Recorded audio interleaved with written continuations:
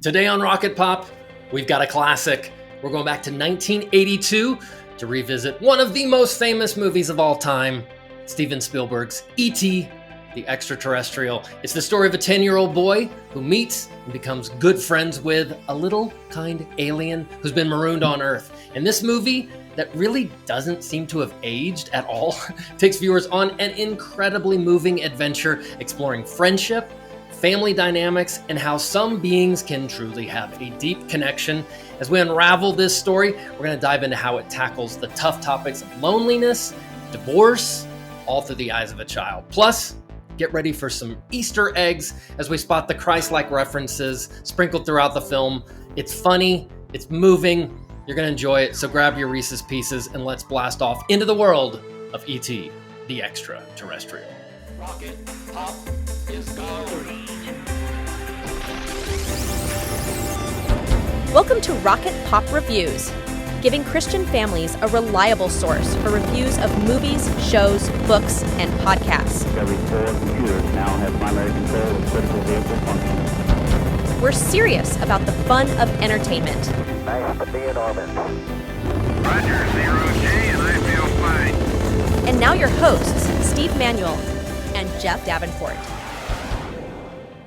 Steven, E.T. the Extra-Terrestrial, 1982. This was the biggest movie of all time at that point. It beat out Star Wars and wasn't beaten in the box office until 11 years later with Steven Spielberg's Jurassic Park. This movie was, we're both old enough to remember, it was like a monument suddenly was constructed in America. Absolutely. So I'm curious, do you remember when you first saw this movie? I was going to ask you this too, because I remember the movement and the hubbub around it more than watching the movie itself. I remember a couple of things about it. These are the days when you're listening to the radio a lot. We were listening to the radio. So we would listen to the radio going to school. We'd listen to the radio driving around town, doing errands with mom. And there was a bit where somebody had constructed like a comedy skit.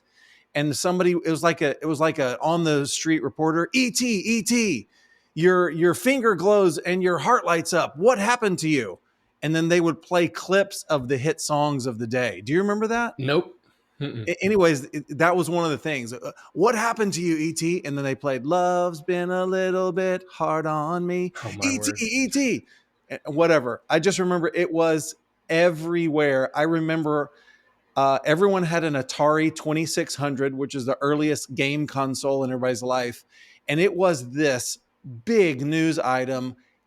Atari has a movie property and is making a video game out of the movie E.T. and thinking, what?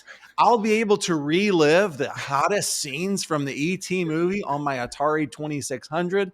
And for me, the Atari 2600 video game is how the theme song got into my head, and I grew to loathe the theme song to E.T. because it played on repeat.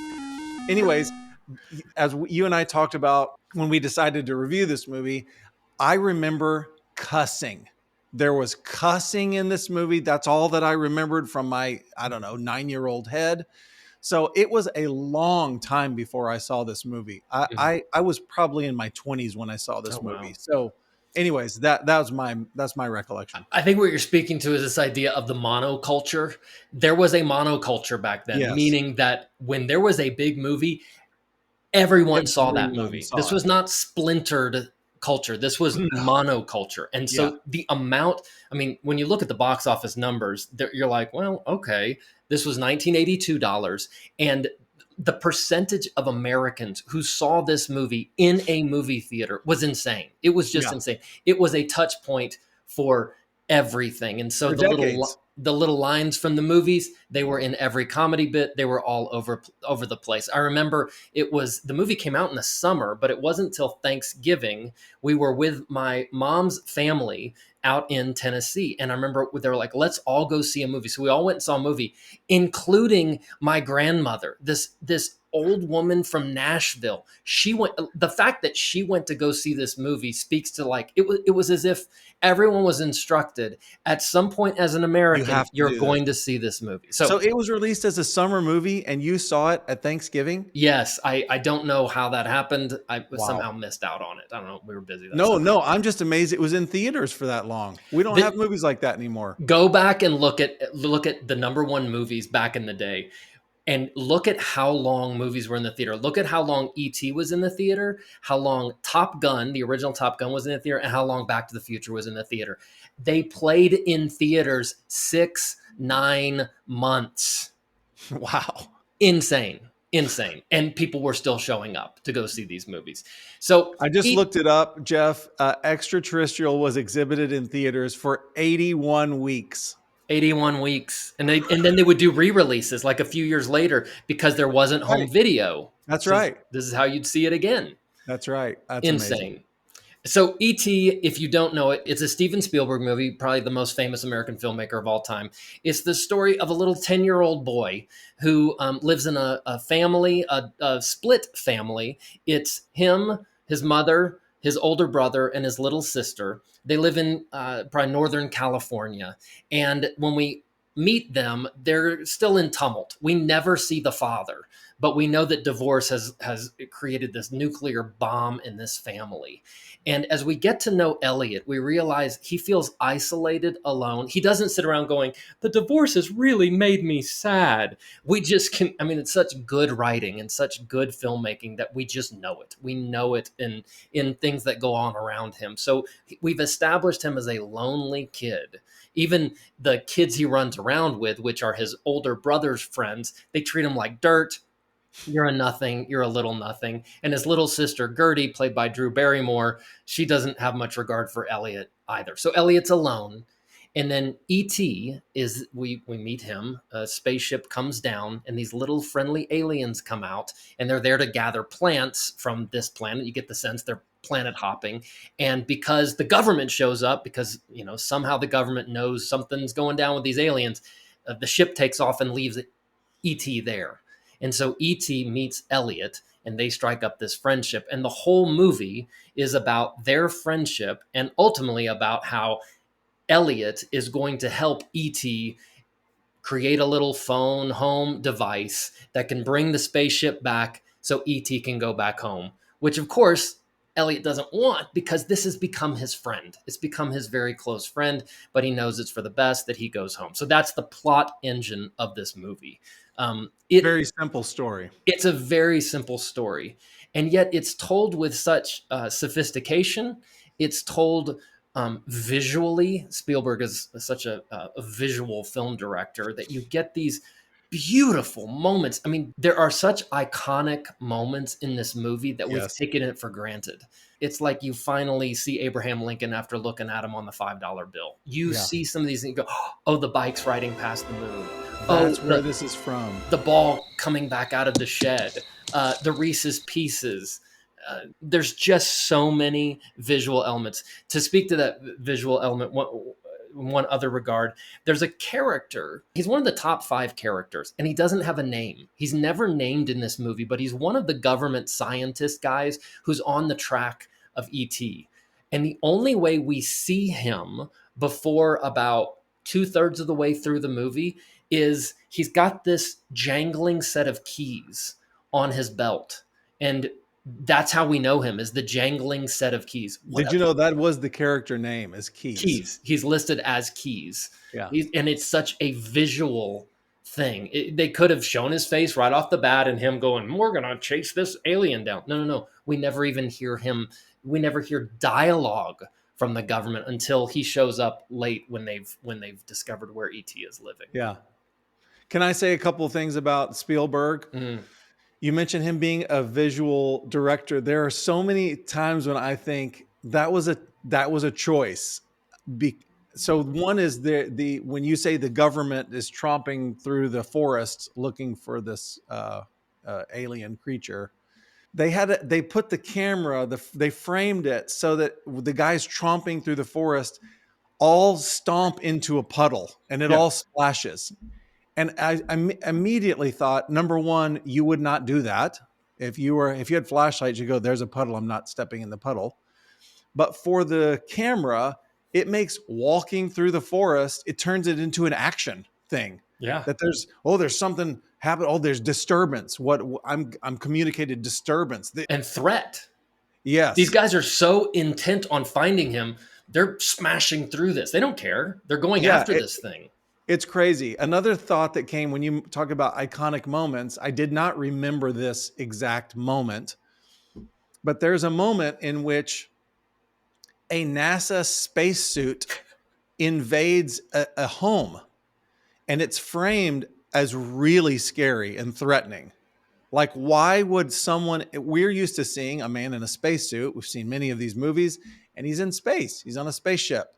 Put that same spacesuit coming in unasked for into your home, and it's suddenly so foreign and threatening. I just thought, what a great idea. This is such a simple idea. This movie was always billed as, Steven Spielberg had made Jaws, and he made Duel, and Raiders at this point. Yeah, Raiders. I've seen a great review of that movie recently somewhere online. Mm-hmm. And what these are all like, look at this thing. Like there's an object that we're all supposed to be looking at. This movie was always billed as Spielberg's most personal movie. He's giving scenes, as he said, scenes from his own life. Mm-hmm. As he watched the dissolution of his own family. And he almost said that it was like a fantasy of his that someone would come from the outside, be his friend, and walk him through the trouble. So there's a lot of his heart, I think, in the movie, which creates this sensitivity that you're talking about. I mean, he cared very much about the relationship between Elliot and E.T., and he wanted to put as much pathos into that as he possibly could. I think that goes to the visual things that you're talking about. So those moments where the men are splashing, the NASA guy coming through, you watch those and go, now they wouldn't step it that way, or NASA guy wouldn't come into the thing that way. But I'm realizing now what he was trying to do is there's this theme throughout that Elliot and E.T. are somehow bonded, that there is like an emotional connection with them. I think all of this movie is meant to feel subjective. So the splashing, that's how E.T. would experience these men tromping through. Yeah. Would someone really walk through the window that way? No, but that's how Elliot would experience that kind of thing. And though it's not first person camera, obviously, we get the sense of this is what it feels like for a child. Going really specifically to this is what it feels like for a child in the midst of divorce. There's such a heartbreaking, well done scene that has nothing to do with the alien. At the very beginning, the family sitting around the table. It's mom, Michael, who's 15, Elliot, who's about 10, and Gertie, who's 5. And they're talking about like we saw something, and then Elliot goes, Dad would believe me. And you just watch mom kind of, okay. Everything just goes, oh. She goes, maybe you ought to call your father and tell him about it. I can't. He's in Mexico with Sally. Mom freezes, and older brother is looking at Elliot like, I'm going to kill you. You just hurt mom's feelings. And Gertie goes, where's Mexico? The mom is like, it's okay. She stands up, and she's just keeping it together. And then she turns around, is about to walk out of the room, and she goes, he hates Mexico. It's just this heartbreaking thing of how divorce has torn this family apart, and how Elliot is in dire need of someone to connect with. Now, in a terrible version of this movie, Elliot sits with E.T. and goes, my dad's gone. I could really use some guidance or friendship. We never do anything like that. Right. He just befriends this thing, and it's so wonderful. We've talked about in other reviews of movies where the actors are allowed to improvise. There are clearly moments where Spielberg looked at Elliot, played by Henry Thomas, who went on to graduate from Texas A&M University. He looked at Henry Thomas and said, look, just play around. How great is the scene where he brings Elliot into his room? They have random things on a table, and he just walks them through and goes, "This is Greedo and this is Hammerhead, and they fight. And this is a fake Coke. It's not real. We drink this, but this is a fake one." The shark eats you're like, "Oh my gosh, that is really how a kid talks," because that's a Absolutely kid how a kid talking. talks. Absolutely. I thought that of that scene, like, surely was that written? Because with all of the sort of attention span theater of a kid going, these things do this, and then just moving on. Now this does this and this. But as you say, it's exactly how a kid talks. A kid, if you were to go, okay, we've got someone coming from another planet. I need to explain life on Earth. This is not how you would do any of it. Fett. You'd start with, "This is Boba Fett." And Right. this is a shark toy. Yeah, But that is exactly what a child would do. And I honestly, I picked this up from you, Stephen. Anytime throughout our friendship, we've watched a movie where a kid is in it, you are just about to lose your hair, and you go, "That's not how children talk."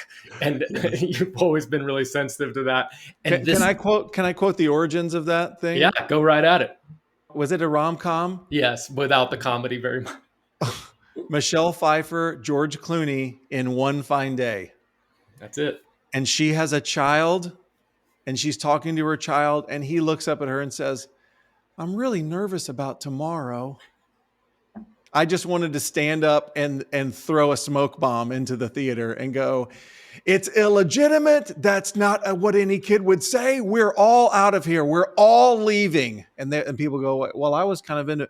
No, the movie's over. We're all. So yes, I'm always sensitive to what they put in a kid's mouth. I don't know if you're going to talk about this. Forgive me if I'm stepping on your toes. But I remember all of the razzle dazzle around this person at the time, but I didn't remember how unbelievably cute, charming, and authentic Drew Barrymore was. My girls were in love with her watching this. Unbelievably wonderful. I just wanted No guile. Now let's do a show with this kid. Now let's put this kid in another movie. Let's have a show of this kid learning how to do the trapeze. I don't care what it is. Give me more of this kid. When the brothers are like, they don't want her to talk about ET, and they go, "Well, you can't say anything because adults can't see him," and she just turns up and then goes, "Give me a break."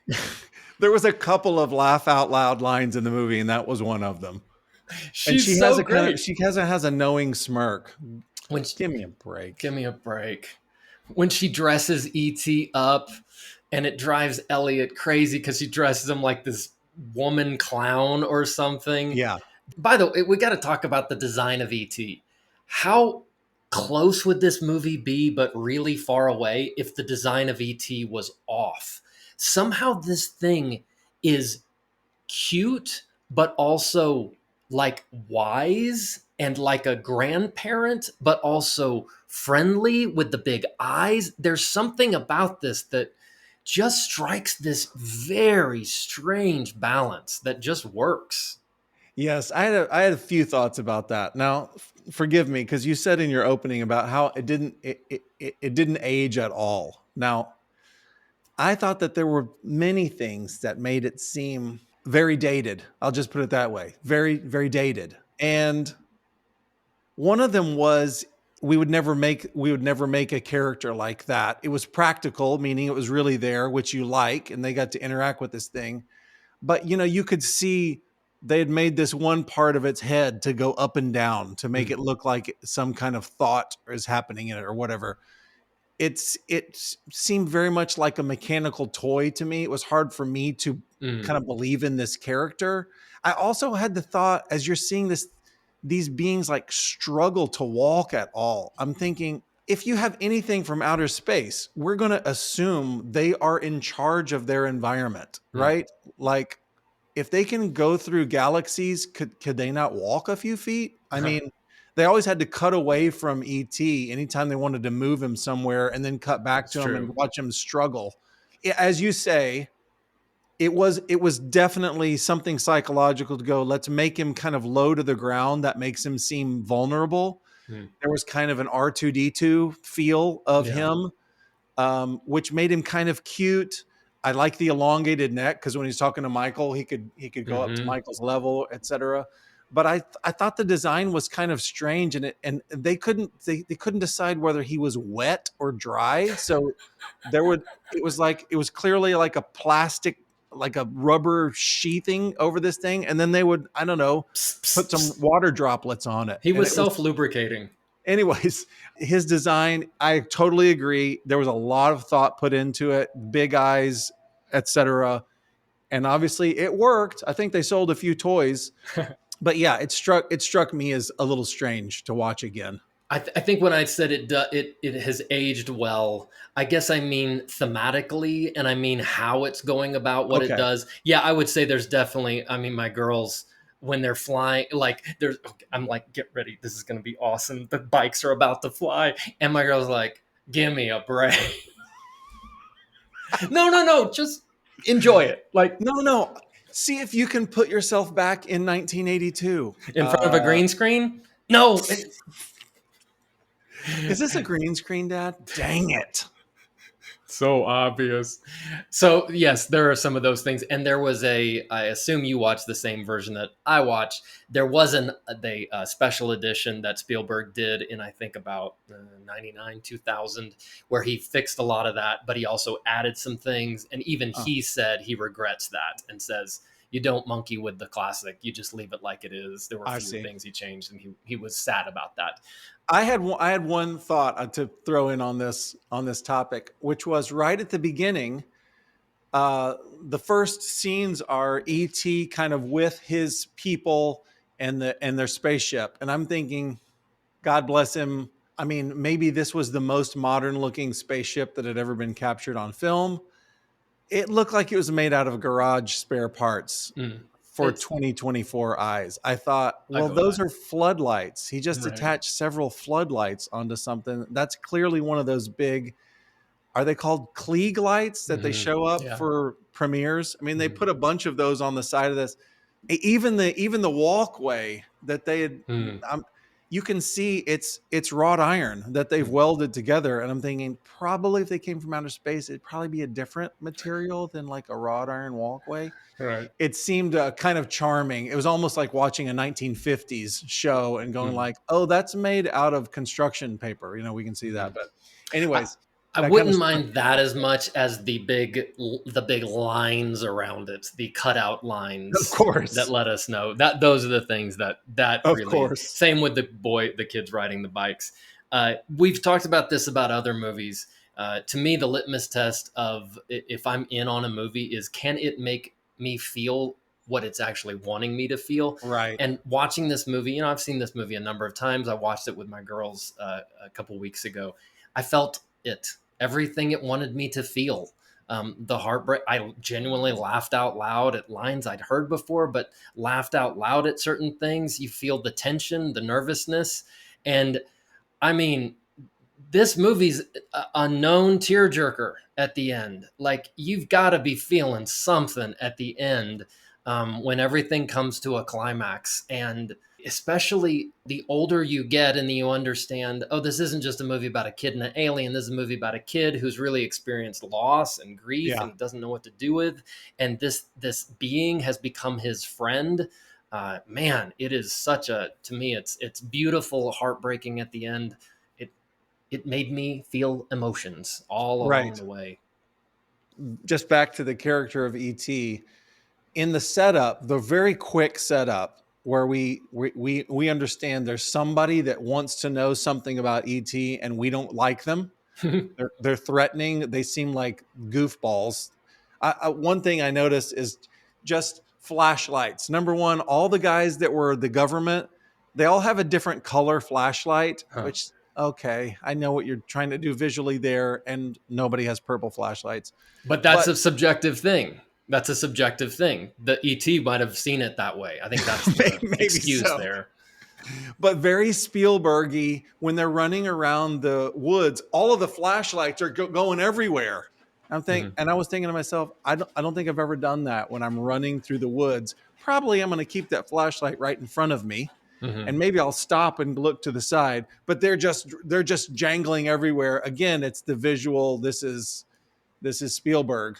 I think even he would go back and go, all right, all right, Stevie, back it off a little. A perfect example of this is you just know he's thinking visually. So it's right after that scene where I was talking about where Elliot has said something to his mom. It's after dinner, and he goes to wash dishes, and so we get the shot is outside the window, right in front of the sink. So now we're Yes. outside, and he turns the sink on, and it's hot, and so it steams.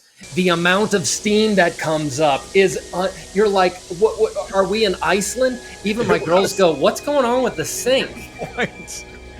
Good point. I would like to throw out a couple of memories things that take me back to the 80s, if I may. Number one, bike culture. Bike culture, you're right. It's Yes. all over this movie. Kids on bikes. If you want to go to the school, if you want to go to the park, they all know the same lingo about it's the bald spot in the forest. Oh, I know Yes. where the bald spot is, of course. Because when I was a kid, I remember in 7th grade, I had a bike, and if I had made any lawn mowing money, me and the bros were going out on bikes, and we're going to be gone for 5 hours. And we're going to go to the North Oaks Mall. We're going to go to the magic shop and maybe buy some fake cigarettes that you can blow in and smoke comes out of the end of them. Not allowed We in my might go house. to the movie. We're definitely going to the arcade.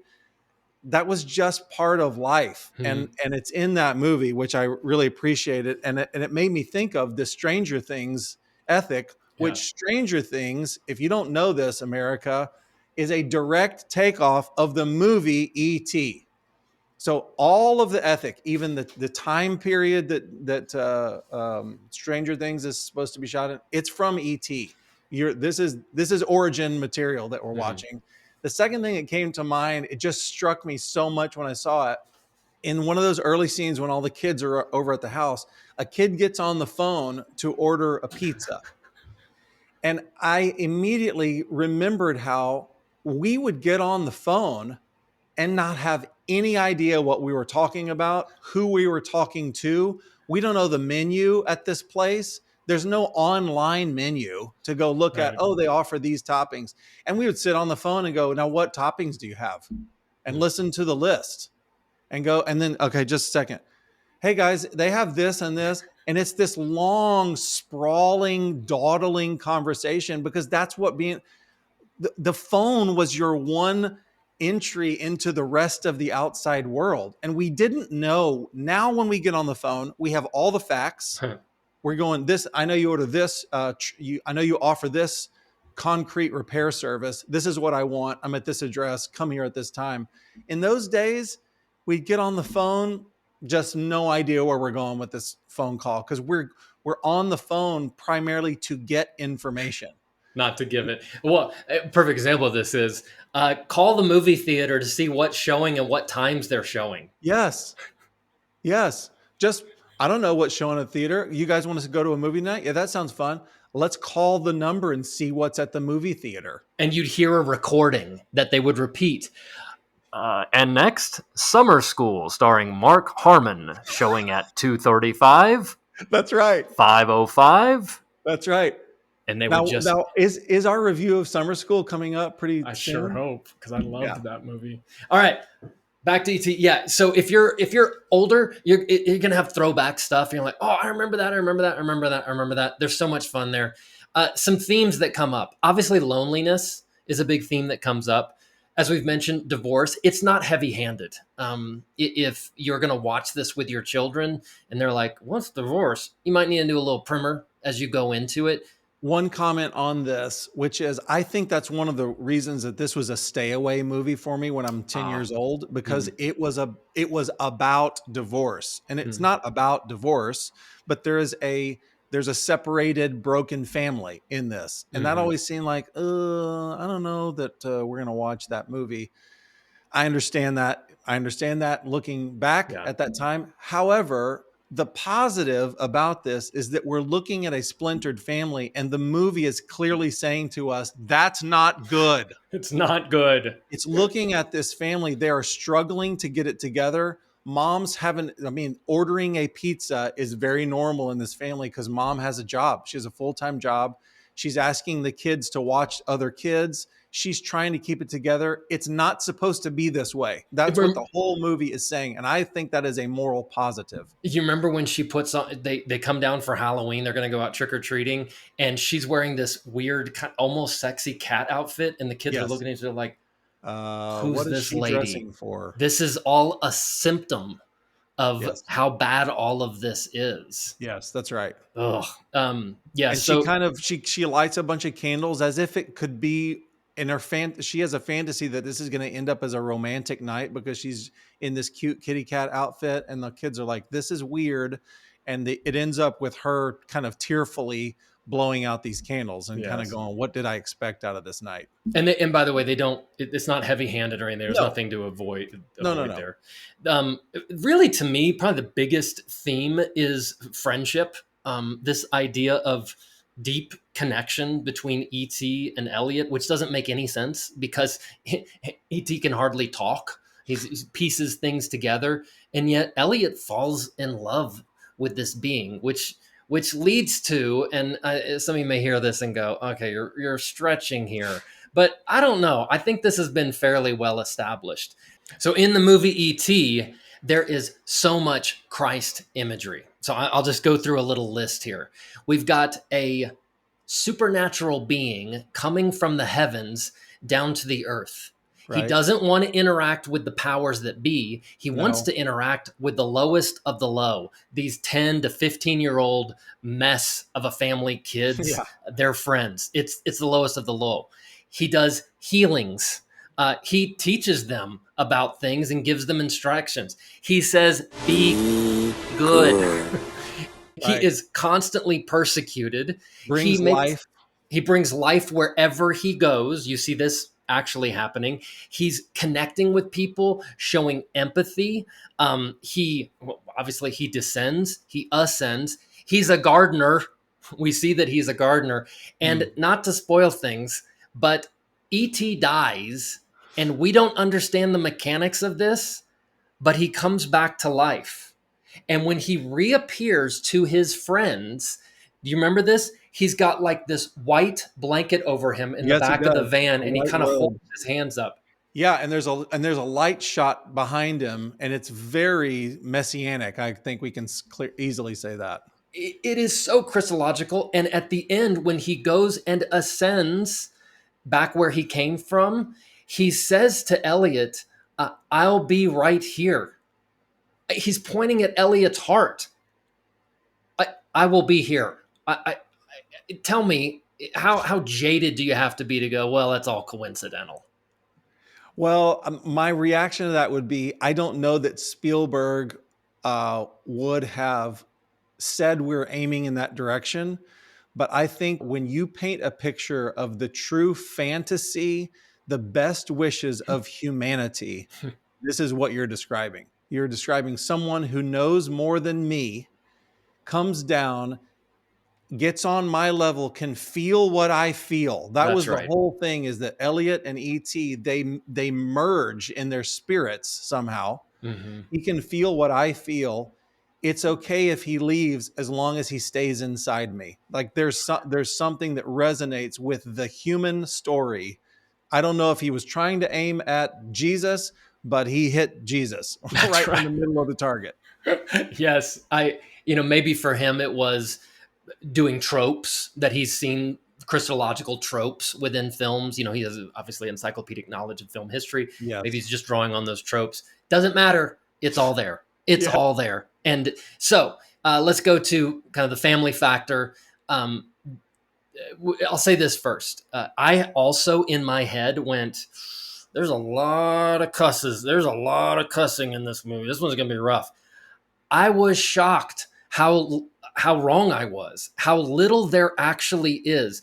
There's one funny cuss. Elliot gets really mad at that kitchen table scene, and he says something very inappropriate to his brother. It's also very funny. The mom kind of laughs at it. As you see that coming, just mute it. You'll be fine. Everything else is quite mild. Were you surprised, like I was, at how little there was compared to what I'd built up in my head? Yes. Okay. There might have been 6 bad words in the whole movie. Yes. And because they didn't stop down on them, I think they just kind of wash over. So there is obviously talk about divorce. There is some heart-wrenching elements here. When E.T. gets very, very sick, little kids go, I don't like this. This isn't a movie for little kids. Agreed. I would say we showed it to our 10-year-old daughter and our 12-year-old daughter, and our 10-year-old daughter is very sensitive about movies. She did great. She actually, she said that was a favorite. And I think it's because the journey it takes you on. And I can't remember if I waited till the end or if it was along the way going, anybody know what that's pointing to? Anybody know what that sort of looks like? I think I waited till the end to go, that's what it was. After it was over, they were like, that was great. I go, okay, real quick, let me hit some things. Comes down, dies, rises, and they're like, yeah, that's right, that's Jesus. So to me, I feel like it's, especially if your kids have watched a few things, 10 might be the youngest age, but 12 and up, I think this is a strong, good, fun, moving movie. Great. Your thoughts? Yeah, I would probably pitch it a little bit older. I might say 12 or 13. Just because of those themes. But yeah, we're in the same ballpark. You got to talk to your kids about it beforehand going in, especially about the divorce thing. But again, you can say, look how bad it is. Look how sad it is. And you don't have to sit on it. This is not a movie about divorce. It's a movie about a boy who has a friendship with an alien. Such sweet moments, such honest moments, such funny moments, such moving moments. I love E.T. It holds up. It's a great movie.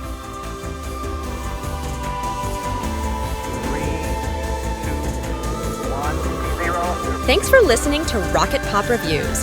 Don't forget to like, subscribe, and share with your friends. See you next time for another family-friendly review.